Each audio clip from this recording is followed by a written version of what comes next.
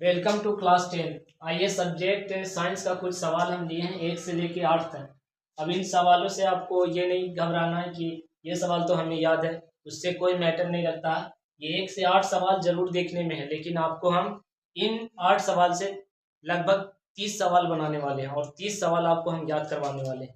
तो आप गौर से देखिए और जो हम बता रहे हैं उस पर आप ज़्यादा से ज़्यादा सुनिएगा, तो आपको ज़्यादा से ज़्यादा रिकॉल कीजिएगा, ताकि आपको जो है जो पढ़ा हुआ चीज़ है वो याद हो सके और उसको ज़्यादा से ज़्यादा आप अपने जहन में लोड कीजिएगा। चलिए हम सवाल को पहले एक्सप्लेन करते हैं, और आपको अगर आंसर याद होगा तो कमेंट बॉक्स में भी लिखिएगा और यहाँ भी जवाब दीजिएगा साथ ही साथ।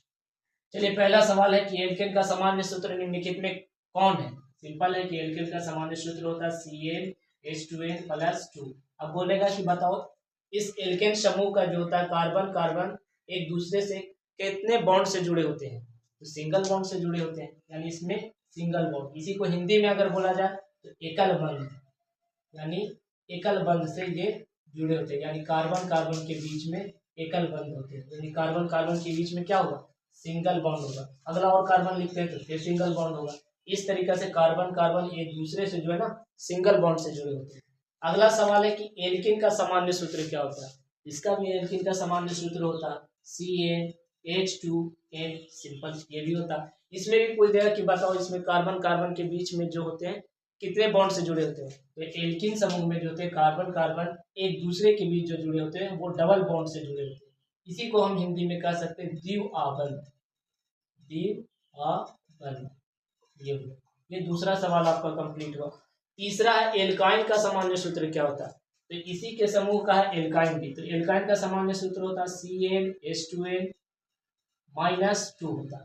अब इसके बीच में भी कार्बन कार्बन एक दूसरे से कितने बॉन्ड से जुड़े होते हैं। तो इसमें ट्रिपल बॉन्ड से जुड़े होते हैं।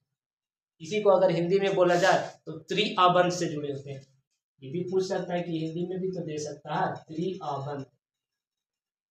ये हो गया त्रिआबंध। इसी को हम इसके पूरे समूह को हम कहते हैं हाइड्रोकार्बन। हाइड्रोकार्बन होते हैं इस तरीका से, यानी कितने आबंध होते हैं। नाइट्रोजन के दो परमाणुओं के बीच कितने आबंध होते हैं। तो इसमें देखेंगे तो ये ट्रिपल आबंध होते हैं, यानी 3 आबंध से जुड़े होते हैं नाइट्रोजन के 2 परमाणु आपस में।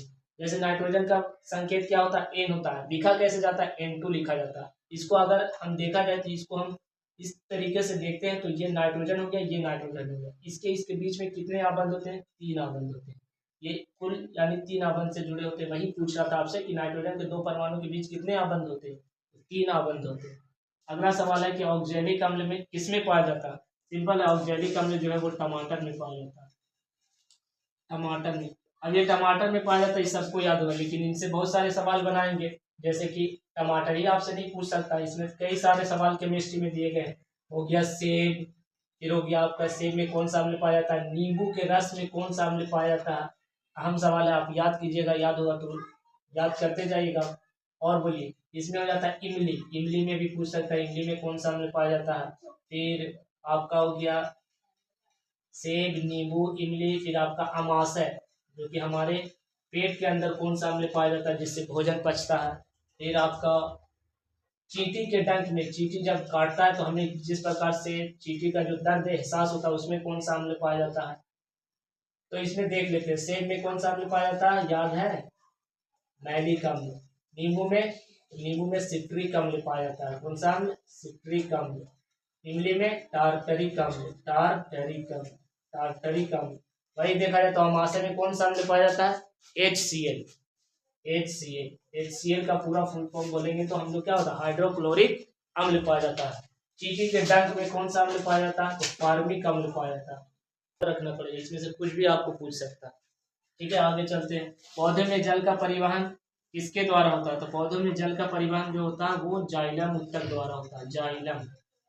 जाइलम उत्तक द्वारा, जाइलम उत्तक द्वारा। अब इससे सवाल है कि जरूरी नहीं कि ये पूछ देगा कि पौधों में जल का परिवहन किसके द्वारा होता है। ये पूछ देगा कि पौधों में खाद्य पदार्थ का परिवहन किसके द्वारा फिर होता है। तो ये पौधों में पूछेगा कि पौधों में खाद्य पदार्थ का परिवहन किसके द्वारा होता है, तो फ्लोएम के द्वारा होता है। फ्लोएम उत्तक के द्वारा, फ्लोएम उत्तक। अब फ्लोएम उत्तक के द्वारा होता है। अब पूछेगा कि जाइलम और फ्लोएम उत्तक को कैसा उत्तक बोला जाता है। तो इसी से सवाल बना सकता है कि जाइलम और उत्तक को हम बोलते हैं संवहन ऊतक बोला जाता है, यानी संवहन ऊतक। इस तरीका से इनमें काफी ज्यादातर देखता जाए तो हमेशा पूछा गया बायोलॉजी में इनके और इनके बीच में अंतर की, जाइलम और फ्लोएम के बीच में अंतर क्या होता है, तो उसको आप याद कर लीजिएगा। आगे चलते उसको अगली क्लास में हम बताएंगे।